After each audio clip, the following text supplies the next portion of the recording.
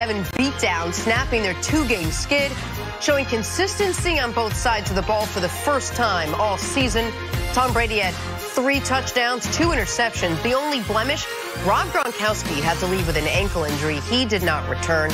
Here is Tom Brady after the game. We haven't played well the last 2 weeks, and we talked a lot about the things we need to do better, and we need to carry them over from week to week. So this game's great, but you got to turn the page once you learn from it, and you get focused on the next game, and you build on the things you didn't do well.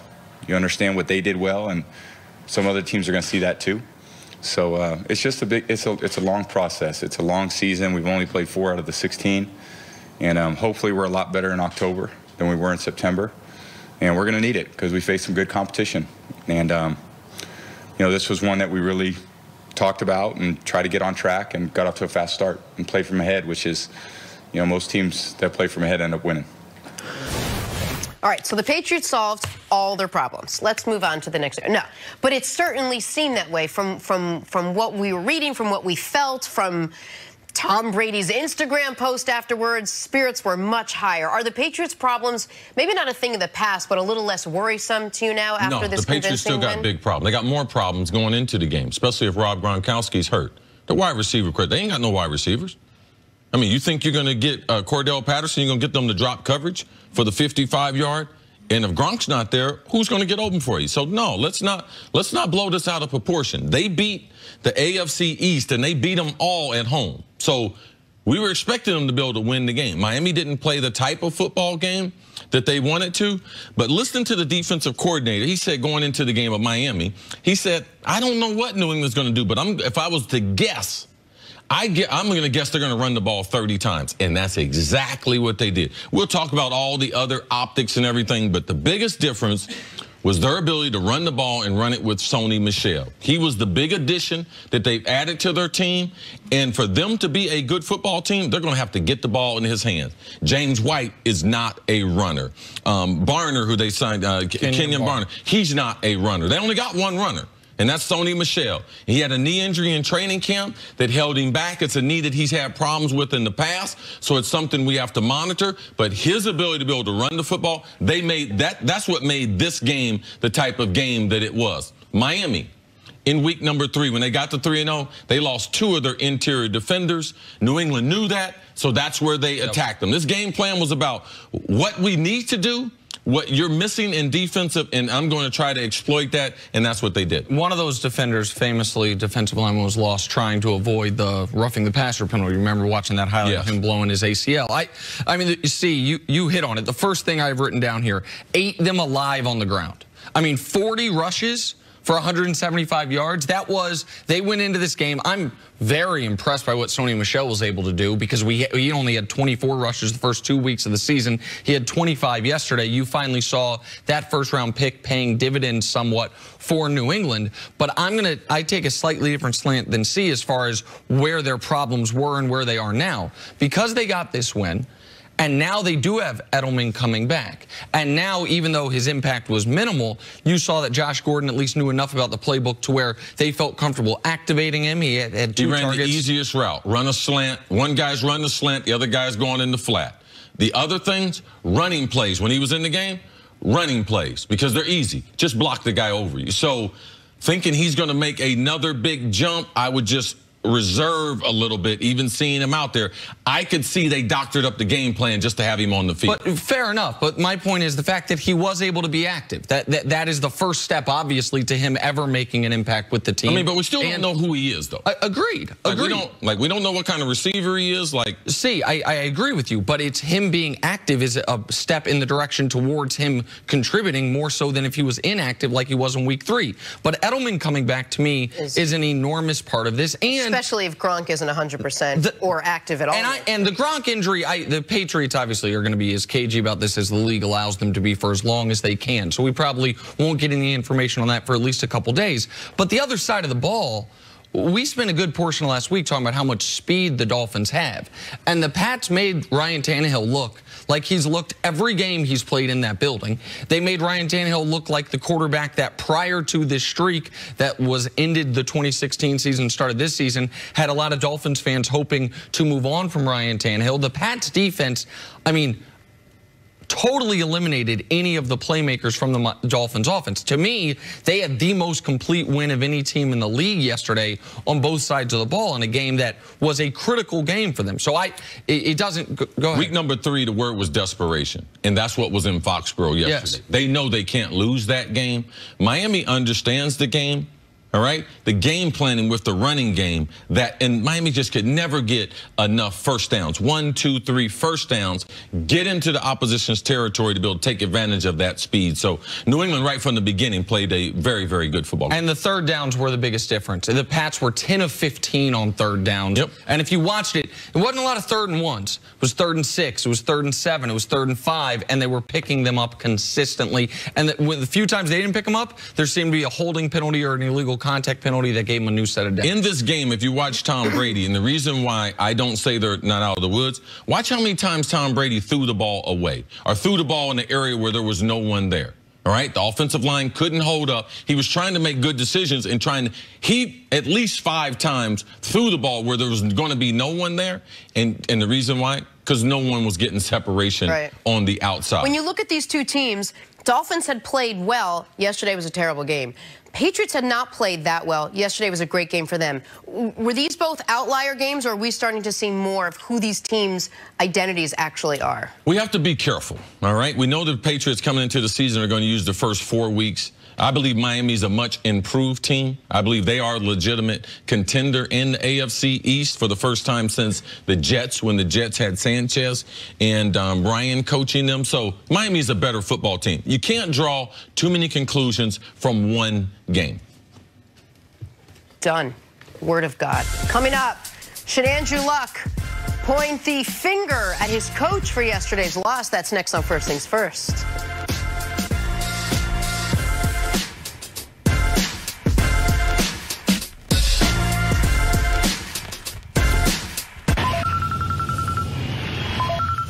Hello? I hear you're looking for some celebration help. Yeah, I was hoping. Let me call you back in 20 minutes. Hello? Okay, here's what I'm thinking. It's a classic. Do you hear that? Let me call you back from a landline.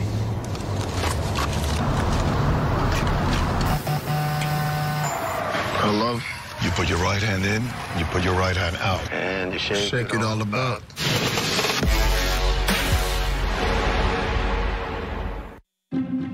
Daniel's wish is that Dad didn't work so far away.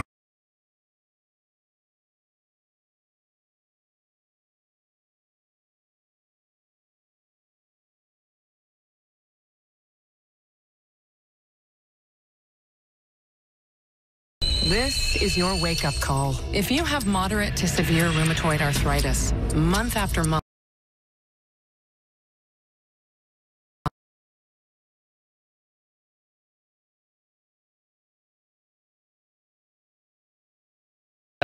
One family, different unlimited plans, starting at $40 per line on the network you deserve.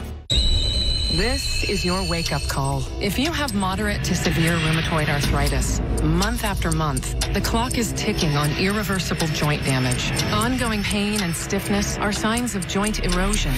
Humira can help stop the clock. Prescribed for 15 years, Humira targets and blocks a source of inflammation that contributes to joint pain and irreversible damage. Humira can lower your ability to fight infections. Serious and sometimes fatal infections, including tuberculosis and cancers, including lymphoma, have happened, as have blood, liver, and nervous system problems, serious allergic reactions, and new or worsening heart failure. Tell your doctor if you've been to areas where certain fungal infections are common, and if you've had TB, hepatitis B, are prone to infections, or have flu-like symptoms or sores. Don't start Humira if you have an infection. Stop the clock on further irreversible joint damage. Talk to your rheumatologist. Right here, right now. Humira. Hi, Katie Osborne for Endurance. You know, I realize how blessed I am to work around cars every day. With as much as we rely on our cars, we're keeping them longer than ever, which also means we're probably driving with little and or even no warranty coverage. Whether it's a transmission, power steering, heating and air conditioning, or an alternator, parts and systems in your car are going to break down. And remember, auto insurance only covers you when you're in an accident. It doesn't pay for the repair costs when your car breaks down. That can cost you thousands. An Endurance Vehicle Protection Plan covers your repairs. For a free quote, call 1-800-440-1947. That includes parts and labor, the mechanic of your choice, hotel and food reimbursements, all while giving you 24/7 roadside assistance. And that's why we say insurance plus endurance equals total protection. For your free quote, call 1-800-440-1947. That's 1-800-440-1947. Is it too early to start celebrating Halloween? Well, if you're celebrating by eating Reese's, then no. You're actually late. Not sorry, Reese's. You see, Brad, songs are really about big life moments. Baby shower here. Big life moment. What is in here? Ooh, I hope it's a life insurance policy. What? It's a sensible gift. Protection for you and your family. Nationwide has all the tools to help you find the right coverage. Tiny baby shoes. So close. Makes no sense. Baby can't even walk. Should have been a life insurance policy. Plus, would have been a great song. Think about it. The lyrics, beneficiaries. Ooh, Brad, where are you going? First Things First is sponsored by Gillette, the best a man can get. Back here, First Things First, former head coach Eric Mangini joins the show. Hey, Coach. How are you? Great day of football yesterday. Let's talk about one of those games. The one in Indy, the one where the Colts played the Texans, the one where Andrew Luck tied the game with less than a minute to go. Fast forward to overtime, 4th and 4 from their own 43, less than 30 seconds left. Indy doesn't convert. Frank Reich opts to go for it. The decision did not pay off. Texans kick the game-winning field goal 3 plays later for their first win of the season. Went through that pretty fast, but Colts head coach Frank Reich explained his decision after the game. We're not playing to tie. I mean, we're going for that 10 times out of 10. I mean, that's just the way it's got to roll. We discussed earlier, Coach, whether we're analyzing these games in hindsight or moving forward, but what did you make of his decision there? I didn't like the decision at the time, and I understand the idea of being aggressive and not playing for a tie. But when you've gone that far into the game and you put your team in a position to at least come out of it with a tie, and you make that decision where they made it, you know that if you don't get it, odds are that the other team is going to be able to convert, and the other team's going to win the game. And the play call itself seemed pretty uninspired. They came out initially, there was a timeout, and then they run hitches at the sticks against press coverage. It didn't feel like that was a decision That, he said, was his only regret, that he called a timeout, that they should have just moved forward with it as if. Yeah, I thought the initial formation, at least you had some potential against man-to-man defense to get some type of rub routes. That what they came out with the second time was a very standard sticks-type play against press man-to-man coverage. Didn't seem high percentage, and the whole situation felt more reactionary than the thought process of no matter what happens here, we're going to go for this. And saying we're not going to play for a tie, would they have done the same thing if it was 4th and 6? What if it was 4th and 8? What if it was 4th and 10? Were they going for it on 4th down no matter what? And did he tell the play caller on 3rd down, hey, whatever happens here, this is 4-down territory? Because that affects things as well. And the quarterback, he needs to know I've got 2 downs here as opposed to 1 down, and none of that felt like it was happening as it unfolded. I don't think that it was the right call to go for it, but there were way worse coaching calls all throughout the day in the NFL. Calls that are no-brainers. Calls like to call a timeout at the end of the half. The Giants and Steelers blew that. The Texans in this game themselves, before overtime and during overtime, calls that aren't a questionable decision. And the way this was covered during the game, as if Frank Reich was coaching malpractice, I think is totally unfair. I understand why he would do it. He's feeling, if I punt the ball here, we have 0% chance to win. If I go for it, now they still have about another 15 yards to gain. They didn't have timeouts. That's why I didn't love the decision, was even if they pick it up, you still might end up with a tie. But the other side of it is, if we don't get it, the Texans are going to have to execute. They're going to have to get at least 10 yards in about 20 seconds in order for them to have a field goal, because they were not in Ka'im Fairbairn's field goal range from that moment. So I understand why he did it. I don't think it was the right call, but I don't think it was an egregious call the way I felt it was discussed during the game and the commentary after the game. It was treated as if it was a no-brainer that he made the wrong decision. And if he's looking at the division and saying, man, a tie is as good as a loss if we're trying to win this division. If we're trying to catch Jacksonville or catch Tennessee, like that half game is not going to help us. It's having a half game more in a loss column is not going to hurt us as much as having a half game more in the win column would help us. Coach Mangini, I know this is going to shock you. I totally agree with you. And the reason why, because I didn't think the team knew. And Brian Billick used to always tell me something. Chris, if you want to build suggest plays to me in critical situations, I need you to think like me. I need you to memorize all of our critical throws, all of our third down, all of our red zone. And when you can do that, then I'll let you have more input. I know you have a great football mind, and I respect it and everything, but if you want to have better communications on Sunday, I didn't think that the third down call was synced up with we're going for it on fourth down. And I don't have my #1 wide receiver. I'm going to tell you what they ran. Now, they ran rocket right or double right, all stops. All right, when you have a fourth or third in 4 to 6, it's all stop. It's a customary route around the NFL. Everyone runs it. All right, critical situation, but you don't have no wide receiver that's going to be able to get in and out of that collision because he's only right 2 yards beyond the chuck zone. So you know they're going to play man. No one is going to play zone on fourth down. No, they're going to play man-to-man. So the stop route against man-to-man, it is not unless you have a #1 guy or a big physical guy or a big tight end. They didn't have those. T.Y. Hilton is on the bench with a bad hamstring. So that's the reason. Not because you don't like it, not because they didn't get it. #1, it wasn't synced up with the team. And that defense, it's irresponsible to them to make them have to go out there and make one more stop. All right, you didn't get the first down on 3, punt it down, all right, because the defense gets a tie. And when you go back into the office and you didn't lose in that half a game, it's a big difference the next week. So, Frank Wright, I believe it was a bad call, all right, because sometimes a tie is necessary. And in that game yesterday, a tie was necessary if they didn't pick it up. Yeah, and a couple things here. We don't know what a tie is going to mean to this division at this point. We've got a long way to go, and I've heard the comparison between, okay, he was in Philadelphia and they were aggressive in the Philly special.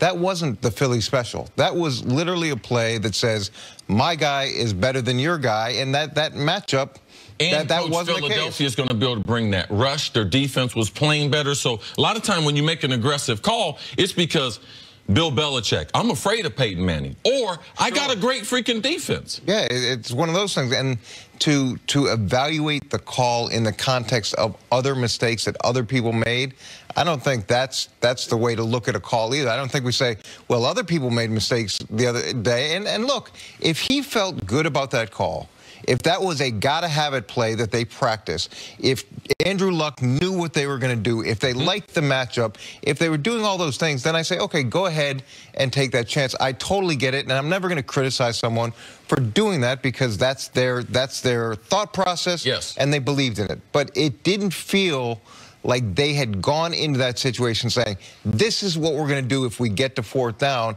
And in critical moments, you need to be definitive and strong, and the guys need to know what they're doing. I wholeheartedly agree with that. And if we want to pick apart justifiably, I think it's critical to know if you're going to go for it on fourth, that affects your third down call. That's what you're talking about, being synced up with the play calling. If we want to talk about their third down play call, the actual play they ran on fourth down, if they were doing the mental math of, even if we pick this up, how likely is it we get in field goal range? All of those things are totally fair critiques that I think are legitimate. It's why I said I don't think I would have gone for it.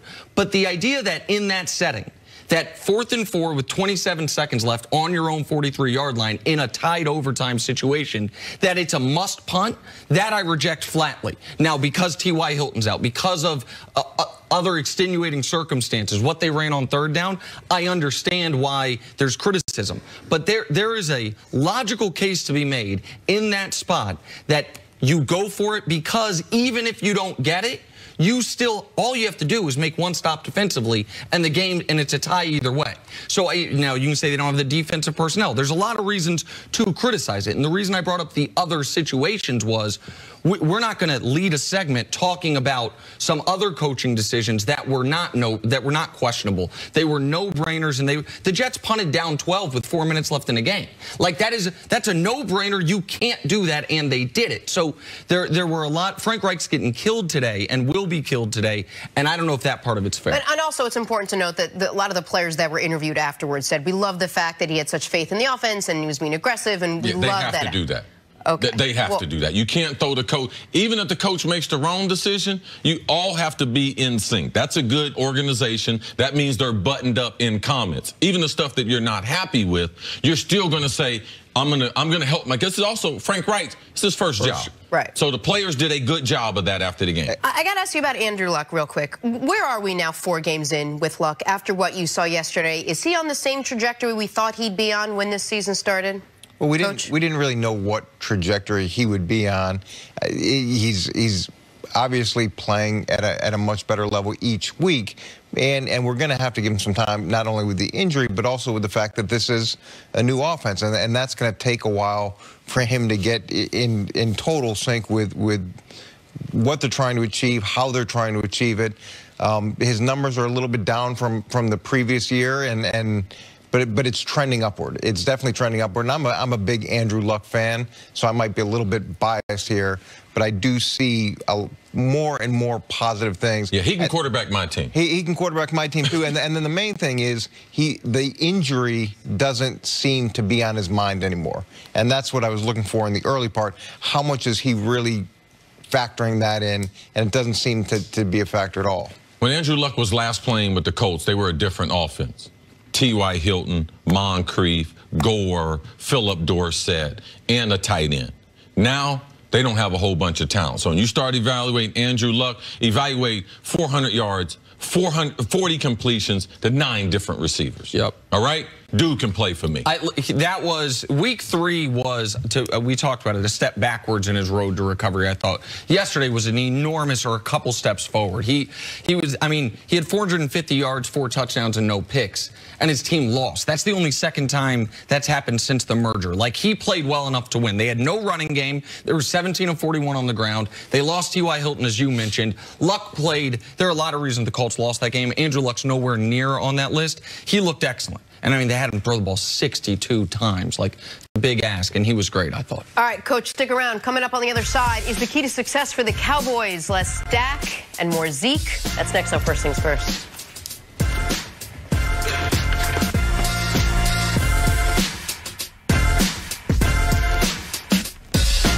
So a tree falls in your brand new car and totals it. And as if that wasn't bad enough, now your insurance won't replace it outright because of depreciation.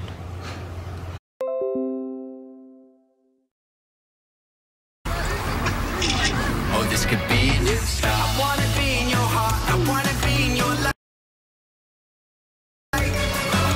Oh, so cute. This could be a new start. Fall in love with iPhone XS on T-Mobile, the most loved in wireless. And right now, save $300. Bud Lights for everyone. I prefer an ice mead. Barkeep, Bud Lights for everyone and a mead. Is it autumnal? Bud Light, for the many, not the few. Now with a 2 for $6 deal, pick from the new Crispy Chicken Tenders, or the Crispy Chicken Sandwich, or the Spicy Crispy Chicken, or the Flame Grilled Whopper. Match or mix. Any 2 will cost you $6. Only at Burger King. How much horsepower does this thing got? Doing great, Dad. Looking good, babe. Are you filming? At Booking.com, we can't guarantee you'll be any good at that water jet thingy. It's so good! But we can guarantee the best price on a hotel like this one. Or any home, boat, treehouse, yurt, whatever. Get the best price on homes, hotels, and so much more. Booking.com. Booking.yeah. You've got a great setup here, man. Yeah, it's coming together. I want to get a bar put in over there. Do you know any good contractors? Yeah, I might. Nice. Give me a bunch of quotes, check the reviews, and verify the credentials and qualifications. Then go ahead and book the best guy for Tuesday at 2. Ah, look at me getting stuff done today. Whoa! You can't expect your neighbors to do everything HomeAdvisor can. So to find and instantly book a top-rated home pro for free, just ask HomeAdvisor. The most feared army of all time never lost. They just waited 2,000 years for the perfect time to come back. They fight different now, but you still can't get through their walls, and their weapons have changed. But if you ask for them, they'll still tell you the same thing. Malone